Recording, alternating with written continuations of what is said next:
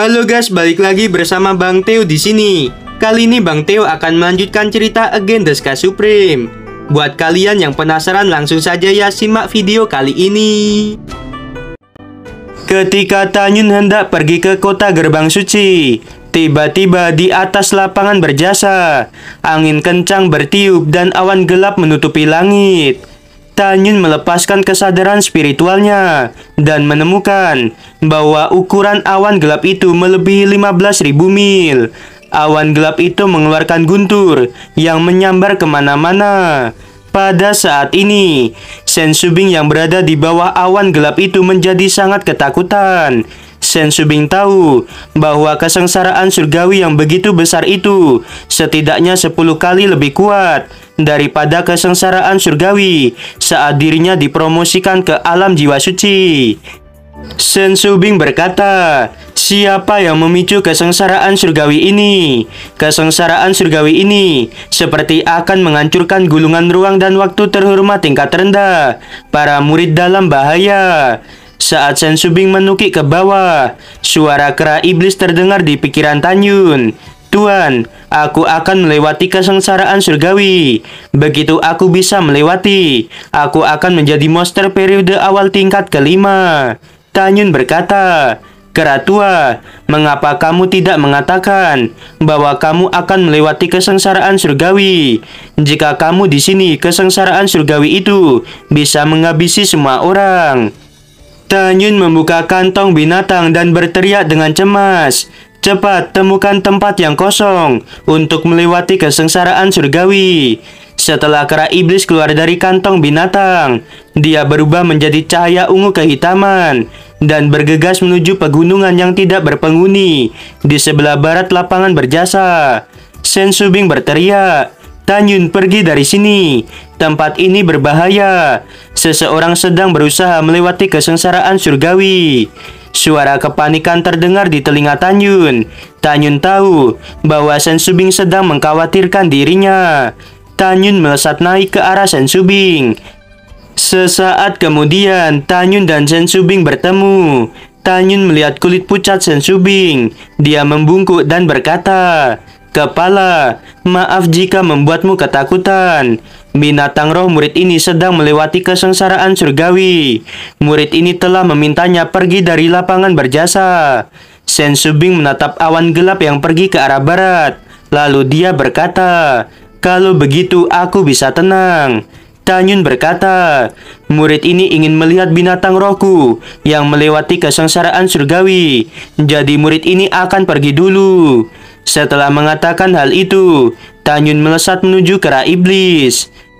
1 jam kemudian, ketika Tanyun terbang sejauh 90.000 mil, dia tidak dapat melihat awan gelap. Dia tahu bahwa kera iblis sangat jauh darinya. Tanyun duduk bersila di langit. Dia menunggu kera iblis kembali setelah melewati kesengsaraan surgawi. Sebuah suara terdengar dari kantong binatang.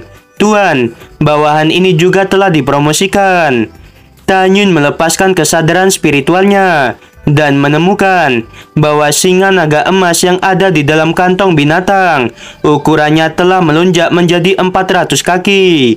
Singa naga emas memancarkan aura monster periode pertumbuhan tingkat keempat. Tanyun sangat gembira dengan kekuatan lompatan tantangan singa naga emas. Dia bisa mengalahkan orang di alam jiwa ilahi tingkat sempurna hanya dengan sekali serangan.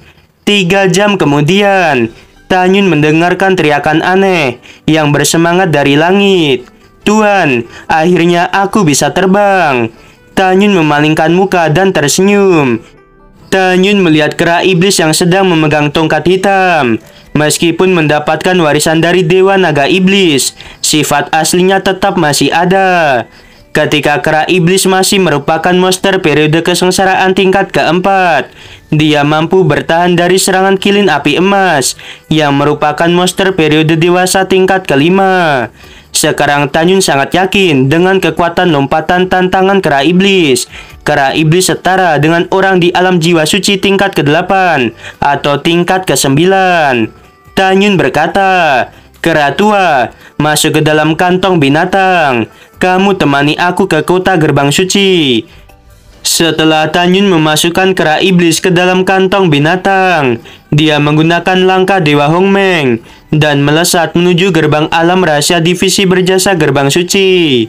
Tanyun butuh 3 jam untuk terbang keluar dari alam rahasia divisi berjasa. Dia mengenakan jubah dingin napas kura-kura. Dia menginjak singa naga emas yang berukuran sangat kecil, lalu terbang menuju kota Gerbang Suci. Setelah berhasil sampai di markas pusat rumah lelang, Tanyun menemui Dan Taesongde. Dan Taesongde memberitahu Tanyun bahwa situasi orang tuanya telah berubah. Kemungkinan orang tuanya bisa hidup kurang dari 100 tahun. Dia memohon kepada Tanyun untuk membuat pil suci pemberian hidup tingkat tinggi secepat mungkin. Tanyun memikirkan musuh yang tak terhitung jumlahnya. Dia berjanji bahwa dalam waktu 80 tahun, dia akan membuat pil itu. Setelah keduanya berbicara selama 1 jam, Dan Taesongde berterima kasih kepada Tanyun. Sebelum pergi, Tanyun meminta jubah dingin napas kura-kura yang bisa memblokir kesadaran spiritual orang di alam jiwa suci.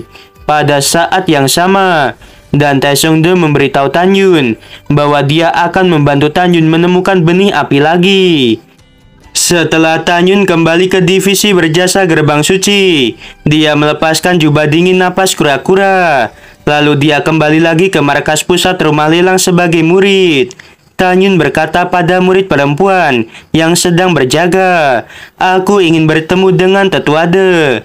Murid perempuan itu segera berkata dengan hormat, "Ternyata putra suci Tanyun, ikutlah denganku." Kemudian, Tanyun mengikuti murid perempuan itu sampai di lantai 18. Murid perempuan itu berkata, "Tetua De, putra suci Tanyun ingin bertemu denganmu." Dan Taesongde keluar dari ruangan dan berkata sambil tersenyum, "Putra suci Tanyun, silahkan masuk." Tanyun mengerti bahwa Dante Swangsong telah memberi perintah pada Dan Taesongde untuk melayani dirinya dengan baik. Dan Taesongde berkata, "Putra suci Tanyun, silahkan duduk." Tanyun mengepalkan tangannya dan berkata, "Junior datang ke sini untuk meminjam batu roh tingkat tinggi darimu." Dan Taesongde bertanya, "Berapa banyak yang akan dipinjam?" Tanyun berkata dengan tulus, "Junior ini ingin meminjam batu roh sebanyak mungkin dan dikembalikan dalam waktu setengah tahun, serta bunganya 50%. Dan Taesongde menunjukkan sedikit keterkejutan saat mendengar bunga pinjaman sebesar 50%. Kemudian, Dan Taesongde tiba-tiba memikirkan sesuatu, lalu dia berkata, "Karena ada manfaatnya, lelaki tua ini tidak akan menolak." Dan Taesongde tersenyum dan berkata lagi, "Orang tua ini dapat meminjamkan kamu sebanyak 90 juta batu roh tingkat tinggi." Tanyun berkata, "Tetua De, apakah kamu tidak khawatir meminjamkan begitu banyak batu roh kepada junior ini?" Dan Taesongde tersenyum sedikit, lalu dia berkata, "Putra suci Tanyun, aku sama sekali tidak khawatir. Tunggu sebentar, aku akan mengambil batu roh tingkat tinggi." Setelah itu, Dan Taesongde meninggalkan ruangan. Setelah dia kembali, dia menyerahkan cincin ke Angkun dan berkata, "Semua batu rohnya ada di dalam sini. Putra suci Tanyun dapat mengambilnya." Tanyun membungkuk dan berkata, "Jika tidak ada yang lain, junior ini akan pergi dulu." Dan Taesongde mengangguk sambil tersenyum. Ketika Tanyun berbalik, suara kebingungan Dan Taesongde terdengar. "Kepala sekte sangat menyukai dirimu. Meskipun tidak banyak batu roh tingkat tinggi di tangan kepala sekte, tetapi kamu masih tetap bisa meminjamnya." Tanyun berhenti sejenak dan melihat kembali ke arah Dan Taesongde. Lalu dia berkata, "Kepala sekte telah banyak membantu junior ini, dan junior ini tidak ingin membuat kepala sekte khawatir. Selain itu, tolong Tetua De jangan beritahu kepala sekte bahwa aku meminjam batu roh." Dan Taesongde berkata, "Baiklah, putra suci Tanyun, kamu berhati-hatilah." Tanyun mengangguk dan pergi. Melihat Tanyun pergi, Dan Taesongde bergumam di dalam hatinya, "Calon menantu keluarga Dantai benar-benar hebat. Tanyun meminjam begitu banyak Baturo. Dia pasti ingin memanfaatkan pertarungan hidup dan mati di arena kehancuran untuk mendapatkan Baturo. Dalam pandangan dan Taesongde, Tanyun yang mengusulkan suku bunga 50% itu menandakan bahwa Tanyun sangat percaya diri. Tanyun sangat ingin mendapatkan lebih banyak Baturo untuk membuka gulungan ruang dan waktu terhormat tingkat rendah lagi. Alasan terpenting bagi Tanyun menjadi murid sekte suci Huangfu adalah memanfaatkan sumber daya kultivasi dan menjadi lebih kuat. Sekarang Tanyun sudah dekat dengan tujuannya, tetapi dia tidak memiliki Baturo untuk membuka gulungan ruang dan waktu. Oleh karena itu, dia harus mencari cara untuk mendapatkan lebih banyak Baturo. Masalah mengenai pertarungan hidup dan mati antara Tanyun dan Sewansa serta ribuan murid dari 9 divisi telah menyebar ke seluruh gerbang suci. Dengan memanfaatkan situasi itu, jika membuat pertaruhan dan menang, Tanyun akan mendapatkan Baturo yang sangat banyak. Ini adalah metode tercepat yang dapat dipikirkan Tanyun untuk menghasilkan Baturo. Ketika malam tiba, Tanyun kembali ke lapangan berjasa. Pada saat ini, gulungan ruang dan waktu terhormat tingkat rendah telah dibuka selama 3 jam. Sekarang, 43 murid di alam pemurian jiwa telah dipromosikan ke alam jiwa ilahi tingkat kedua. Mu Mengyi, Seng Wuxiao, Sui Xian, Huang Fuyu dan Nanggong Ruksui. Mereka yang awalnya di alam jiwa ilahi tingkat pertama menjadi tingkat kelima. Luo Fan dan lebih dari 300 murid lainnya. Kebanyakan dari mereka berada di alam jiwa ilahi tingkat ketiga dan tingkat keempat. Di antara semua murid itu, hanya Toba Yingying yang telah memasuki alam jiwa ilahi tingkat ke-6.